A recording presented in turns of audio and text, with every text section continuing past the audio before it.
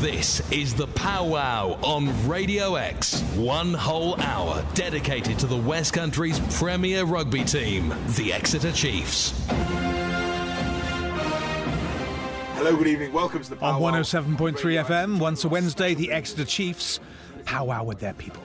This week, sometime Confederates Chris Bentley and Chris Whitehead kitted out in the cans and wondering whether their teammates of yesteryear can make LV Cup history on their own, or whether they might just need a little bit of cavalry. I know it might not sound that exciting. So have you been getting the texts from Rob as well then, Chris? 6 or 7 text messages late last night from Rob Baxter just asking whether or not I could do it just for one more time for the players. I basically spoke to Rob last night and said, look, Rob, you've got me, the enforcer from 25 years ago. Surely that's going to be a better way. Go with the old man that's got no future ahead of him. The boots are in the hallway, aren't they, just in case? They most certainly are. Polished up, studs are gleaming, ready to go. If they need me, I will be useless, but I'll be there.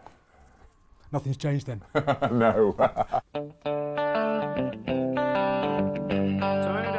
Certainly Chris Whitehead's recollections of last season's LV Cup win are more poignant than most. After all, it was his try that set the Chiefs on their winning way, yet within a fortnight of the medal and the memories, a doctor's diagnosis on a chronic neck problem had forced him out of the game at the age of just 27. Yes, well, if he had to go, what better way to do it? But it's been a tough year. No, it was a while, certainly before I decided that I would be able to watch the tape. It was very, very raw, and instantly everyone was going, "Oh, what a fantastic game to bow out on! You played fantastically well. You've won the medal and all this." And it meant nothing to me, in all honesty, Graham. It was there was a good bit of depression early on, but there's a long life to live after rugby, and you make you make a success of anything that you want to do. At some point, you'd assume the Chiefs are going to crack their heads on the ceiling, although perhaps best not to hold your breath waiting. Not often Leicester get mugged anywhere, let alone on their own doorstep, but Exeter these days are about as street smart as they come. If you had to distill a reason why the Chiefs are succeeding, what is it? Honesty. They're an honest group of guys. They work hard for each other. Go back to Jim Telfer's Living with Lions. There's honest players and there's the rest. There's an awful lot of honest players at Sandy Park and Exeter Chiefs. Much as Chris Whitehead certainly would have relished Exeter's trumping of Leicester last weekend, he'd have doubtless spared a thought for Harry Thacker.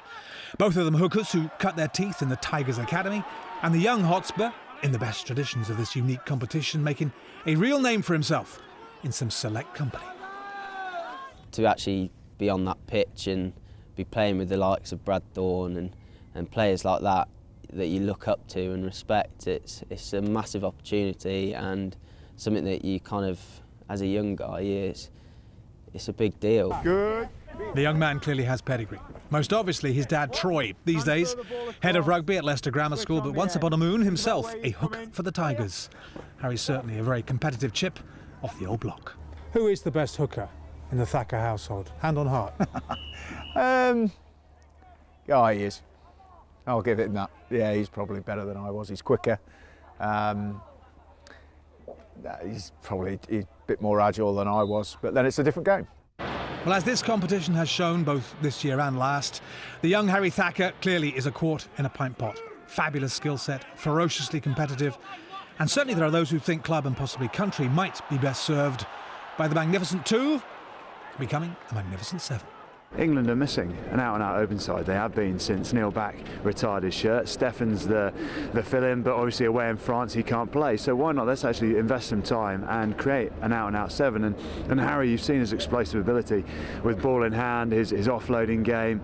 If we can get him working hard over the breakdown as well, he could be a really useful asset for England going forward.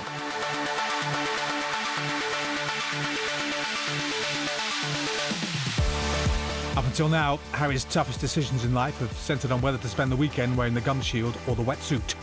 No longer. But flattering as it is to hear luminaries such as Lewis Moody arguing about where best his many talents fit, in the here and now, he'll be staying in the front row.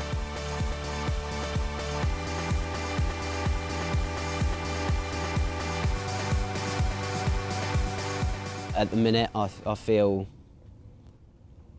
I'd go further being something different as a hooker than a seven at the minute, but you know, things can change, but at the minute I feel hooker's the place for me.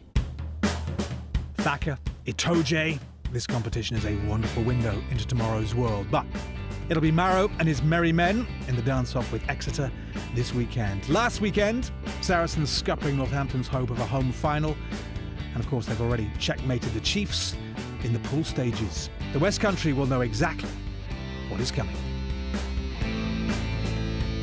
The result probably wasn't in our favour as such, certainly with the scoreline, but if there's any team that can play Saracens and out Saracens, so to speak, sorry for the cliche, I think it's the Chiefs. The boys have been bitten, they aren't going to be twice shy. I think we're going to go and express ourselves, and it's a final, we need to win it, but I think we'll be entertaining nonetheless.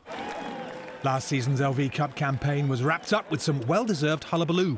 A civic parade, gridlock in the city centre, and a knees up in the Guildhall with the worshipful mayor. It was a bit like Caesar returning to imperial Rome. And while Saracens are more than capable this weekend, you suspect that prizing the pot from Exeter's grim grasp might well prove a labour of Hercules.